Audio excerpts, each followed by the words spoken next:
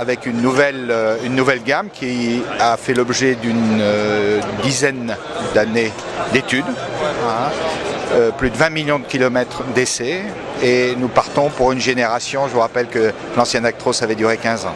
Pour nous, constructeurs, la gageure, c'est Euro 6, 1er janvier 2014, et qu'avec cette nouvelle norme, il nous faut absolument obtenir, à la fois bien évidemment ce pourquoi l'Euro 6 a été créé, mais avant tout pour nous, d'obtenir des consommations tout à fait importantes et en tout cas ayant un niveau économique satisfaisant pour nos clients.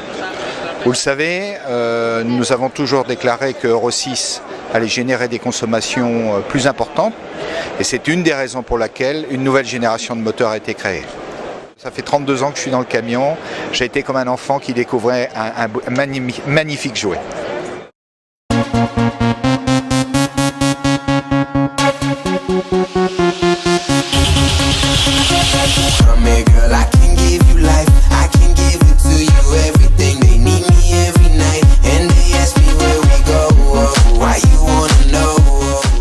L'intérêt dans ce lancement qui a lieu en 2011, c'est que le véhicule va pouvoir être produit avec le même moteur, la même chaîne cinématique, la même cabine, mais dans une variante Euro 5. Et cette variante Euro 5 qui utilise bien sûr le même moteur OM 471 que le futur Euro 6, a la particularité d'avoir, évidemment comme c'est un moteur nouveau, il a un rendement amélioré.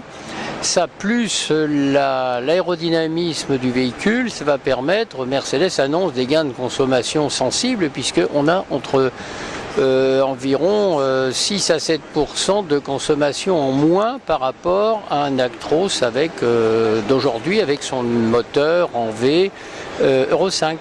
C'est vraiment des possibilités de réglage du volant, de la colonne de direction qui sont totalement inédites, et une personne de grande corpulence comme moi peut se retrouver vraiment dans une position qui rappelle très fort une voiture de sport.